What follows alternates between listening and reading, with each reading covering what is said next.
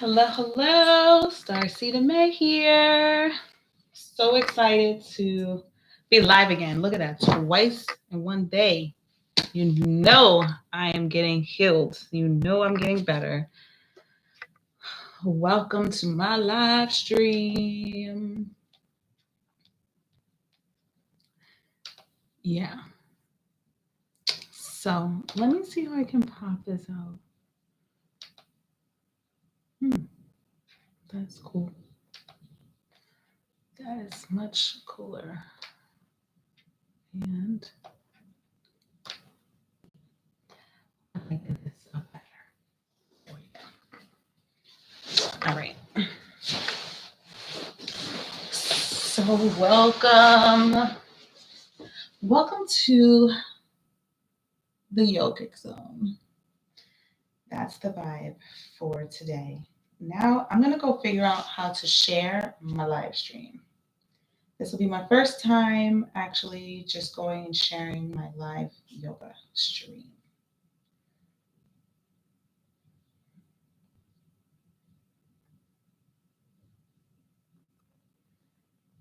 You know, it takes a lot of time to open up your mind, to feel free with who you're being for yourself, and to acknowledge that it takes more than one person to be able to make this happen. So sharing is caring. So if you are watching this right now, why don't you join with me and share with someone in your text messages my live stream. Today I will be talking about the benefits of diving into the yogic philosophy, how I've been handling it, and how I continue to keep handling it. Boom. I shared it with one person. I'll try to share it again. You know, it takes time to share. It really does. Okay. Let me just. All right, so there we go. All right. So today, I'm going to share about some of my stuff that's in my anatomy, my yoga anatomy book. You see that body? This is what your body looks like.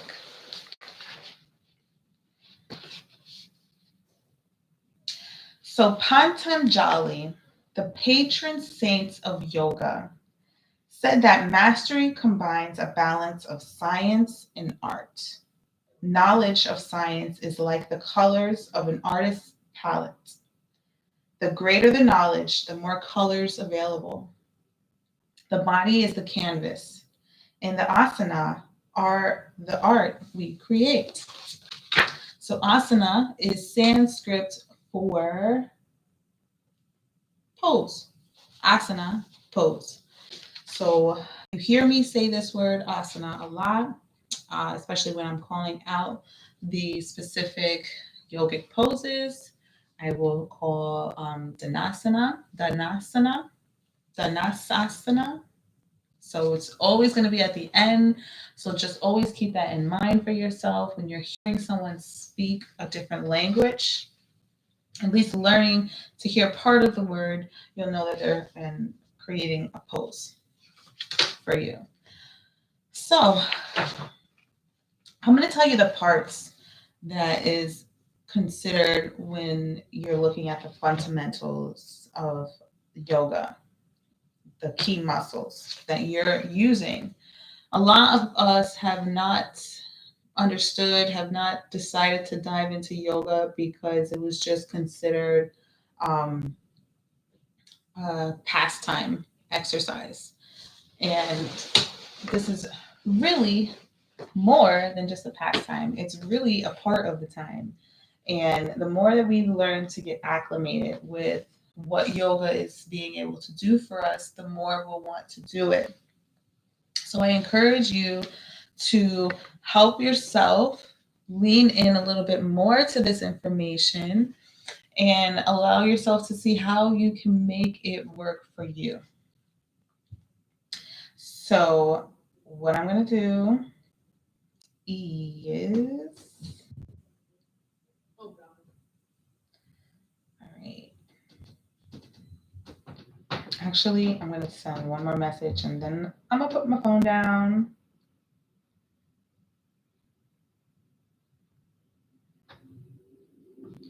Okay.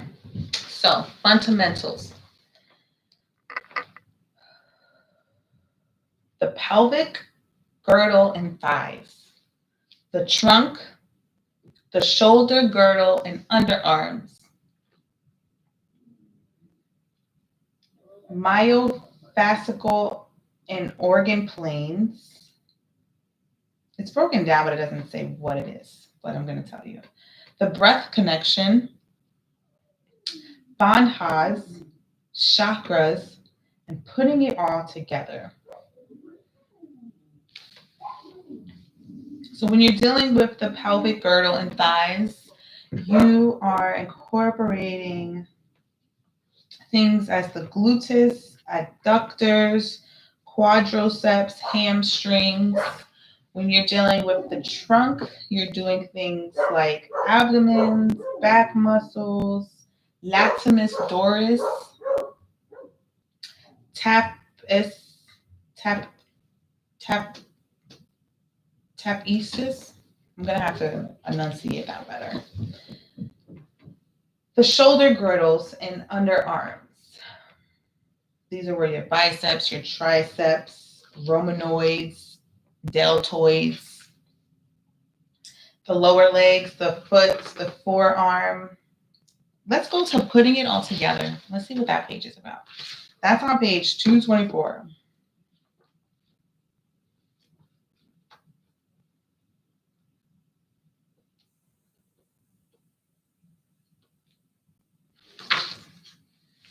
Oh, this is dope. It's incorporating the chakras. Look at that. The chakra body. So yoga is also integrating the non-physical aspect of your body as well. So I'm going to share a little bit. Oh, the bandhas. Yes, I know what the bandhas are. Let's see what this is. This last 2 pages is the breath connection. I'm just going to show you this page. The breath, the rotating with the brain and the lungs.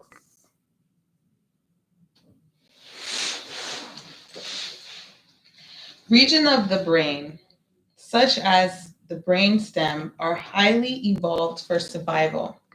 They control such complex functions as respirations with speed and precision that is far beyond comprehension by the conscious mind.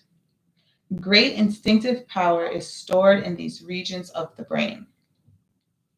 Hatha yogic breathing techniques, yoke, or connect the conscious mind to the primal instinctive regions of the brainstem. Athletes and martial arts practitioners access the breath's primal force by timing moments of exertion with forced exhalation. Yogis redefine this by coordinating the rhythm of the breath with movements in the asana, generally coupling inhalations with expansions and exhalations with deep breathing, with exhalations with deepening. Pranayama perfects this process. Pranayama. So pranayama is the practice of the breath, of the life force. So that's just learning a little bit of the breath. Accessory muscles of breath. Assessing the force of the accessory muscles of breath expands the lung volume and increases the turbulence of air in the respiratory passageways. As with postural muscles, we are generally not conscious of these accessory breath muscles until awakening them consciously. Focusing on contracting these muscles brings them under conscious control with profound effect. The following pages illustrate the process in Sadhasana, Virahadasana 2, and Tadasana and Uttasana.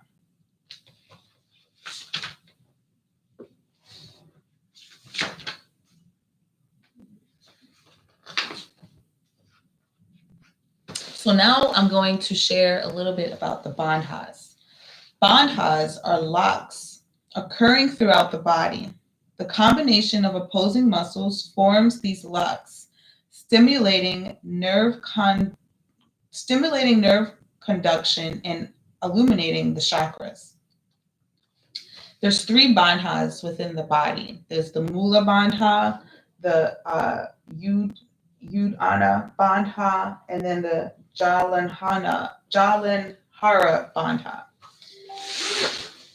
So the Mula Bandha is in your pelvic area, in the pelvic floor, right? Usually the place where you go to pee, and a lot of us clench to go pee. This is the place where you are practicing holding. So I'm going to give you a little insight of what's happening. So the Mula Bandha contracts the muscles on the pelvic floor, lifting and toning the organs of the pelvis, including the bladder and genitalia. The pelvic floor muscles are recruited and awakened by contracting associated muscles such as the iliopsoas. This focuses the mind on the first chakra, which is our sacral chakra. Is there a chakra? Yeah, no, our root chakra. So we have a root chakra, a sacral chakra. So our root chakra is the base. It's also our base chakra. So that's where you'll find the Mula. So the Mula Bandha will help you to balance your root chakra. It'll help you to awaken your root chakra. And what you're doing is really just tightening and releasing, tightening and releasing, tightening. And it's best to do it in this position with your feet crossed as much as you can, using your breath. So simultaneously contracting other muscle groups. So what you want to do is you want to bring in your breath. And when you bring in your breath, you're going to tighten that muscle. You're going to bring in the breath, tighten. Then you're going to expand and release. Bring in the breath and tighten the Mula Bandha. And then you're going to release. And the more you practice that, the more you gain in control in the pelvis area. Also, it helps you to lock in those muscles in that region.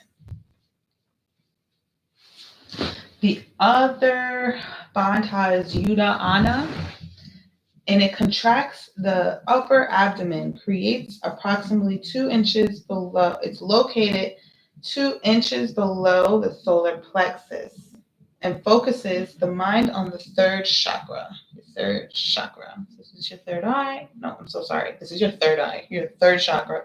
This is your solar plexus. This is why it's good to like reread what you're saying and listen to what you're saying. So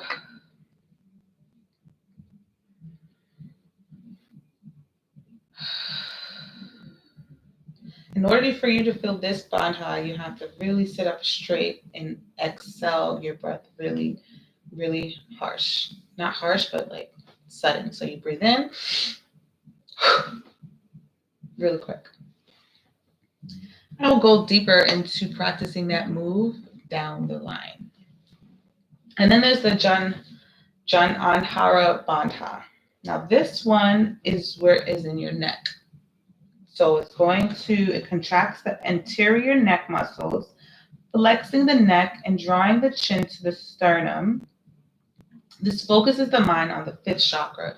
Your fifth chakra is your throat chakra. Okay? So what you have to do to get yourself in this position, so you can see, you're going to push your arms down, right? Chest up. And you want to push the chin into the chest.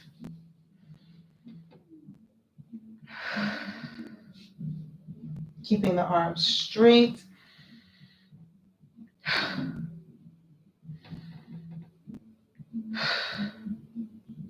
And you'll feel that in the neck. So I'll definitely go deeper into those type of assisted moves, into those energizing moves. It really helps stimulate the nerve conducts and illuminate the chakras in your body. So bandhas are really important to focus on. So now I'm going to share a little bit more about what chakras are. You know, a lot of us have been hearing the dialogue of chakras and not so much understanding what these chakras are. So the chakras are the subtle energy centers of the body.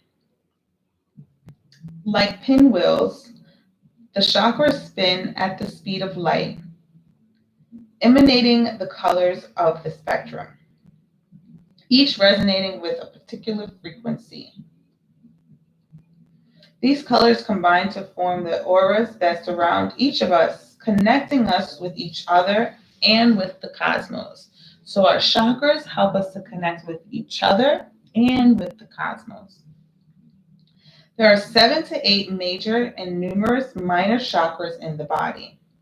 Their locations correspond to regions of the body where nerves connect and electrical activity is high, such as the sacral and sacral plex, major chakras, and the elbow and knees, minor chakras. The flow of energy in the chakras can become blocked by life events through the activity of the automatic nervous system. For example, when we habitually assume a defensive posture in response to negative stimuli, we block the flow of the energy in the chakra. Hatha yoga counteracts this and will re-illuminate the chakras, stimulating them to spin freely. Kundalini awakening refers to the unblocking of the flow of energy through and between the chakras. This process can occur instantaneously from contact with a master, inner or outer, who awakens the student's awareness of his or her potential. Classically, this occurs through a touch, but can occur with a glance or even through the mere presence of the master. This is known as Shaktupata, the transmission of psycho-spiritual energy. As human consciousness transitions from the peaceland to the Aquarium age, more and more people are spontaneously experiencing varying degrees of Kundalini awakening. Kundalini awakening is akin to tapping into a high voltage line and requires careful preparation. Hatha yoga prepares the practitioner and awakens the Kundalini at the same time. So I'm going to show you a little bit more so you can see that there's more chakras. There's chakras in the hands and there's chakras in the feet. Those are the minor chakras.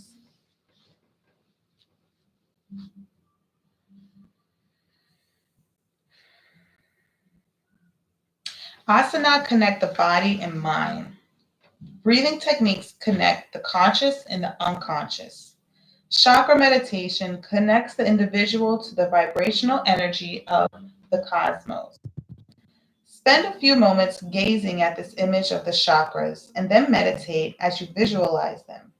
The chakras will appear as a subtle but scrutilating light within you. So this is the chakra body.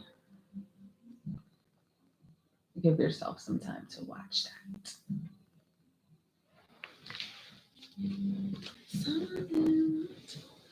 Okay, let me see. Okay, yeah. All right.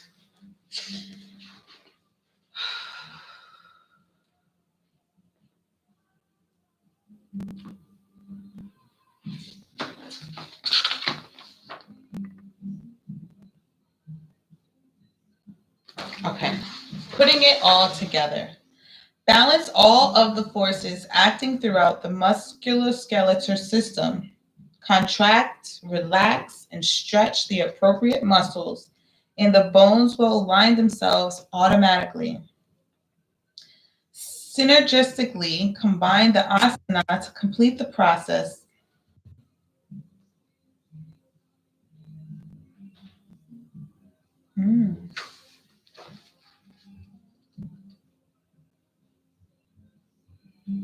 Everybody. Okay, so the rest of this is just showing how to ease into downward dog. I'm going to show you this, the benefit of sitting straight. That's what you're doing for yourself. You know, the mind does a lot of things, but so does the body. And the body just wants to experience as much as it can with you. And one of the ways for you to help yourself be more inclusive is to help be gentle with yourself, you know, be forgiving, be understanding, be patient, you know, be willing to learn something new. All the master teachers know that the best teacher is always the best student. Once you get to the point of understanding that you are here to learn more than what people are telling you, you'll get to understand that you can do more. You can be more, you can see more, you can say more. And I enjoy showing you the poses. You know, I hope that you were able to catch my live stream from earlier today. If not, please go check it out. I was doing a lot of floor moves, a lot of hip openers. For those of you that are just new to yoga, even if you're not new to yoga and you want to be able to just learn and see how other people are doing it, allow yourself to just see it. We're all experiencing this differently, and none of us are going to receive the information the same way.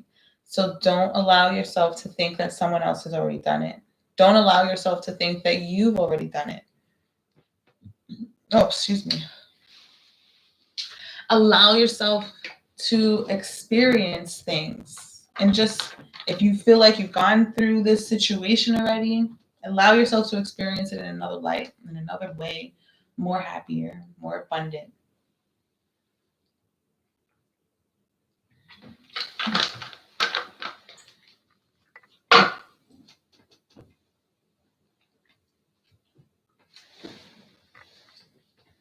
This is my stretch.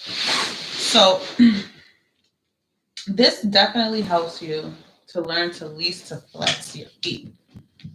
So to get into a point to where you enjoy stretching, you can just do this.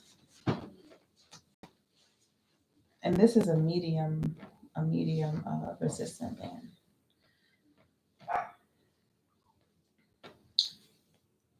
And look, you're sitting down and you're affecting half of your body's muscles.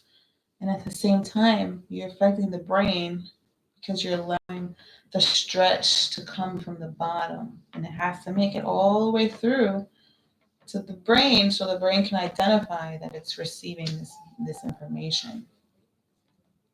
So I want to appreciate all of y'all for tuning in with Yogic Philosophies, and just know that it's just as important to learn the teachings as it is to learn the poses. Knowing why you're doing something is more than winning half of the battle. Doing it is just 10%. It's another 10% of you allowing yourself to do it. And then the rest of it is learning how to do it, accepting how to do it, practicing how to do it. The doing part, that's the easiest. But you're not going to get through the easiest part without going through the most difficult part. I've been doing yoga consistently for about 3 years now, and it really helped me to get out of down states. It really helped me to be more positive. It's definitely a replacement for making stupid decisions, rash decisions, quick decisions. It really helped me to awaken my mind. After a while, I would realize that my body was starting to hurt because I wasn't incorporating yoga into my flow. So, once you start doing it, you definitely will feel the benefits of doing it and not doing it because your body speaks to you. So, yoga definitely helps you to speak to your body more, be more in alignment with your body, and really truly walk with it. And it won't you'll stop feeling like you're playing catch up with your body and your life. So I'm Starseed May, and I am so happy to be sharing with you my thoughts and experiences. So if you like my thoughts and experiences, please feel free to share my insights. Share me, subscribe to me, follow on my page. I am here to help you. And the only way that I can help you is by you helping me. So please ask questions. You can email me if you don't want it to be if you don't want it to be public. You can email me at emotivation411@gmail.com. I can answer your questions on my next live. I don't have to say your name. It's all up onto you. And I'll definitely message you back and let you know that I answered your question in my live series. So much love and light. Till next time, next Thursday. But tomorrow, check us out. High Vibes Yoga. It'd be me and my two ladies getting those asana in.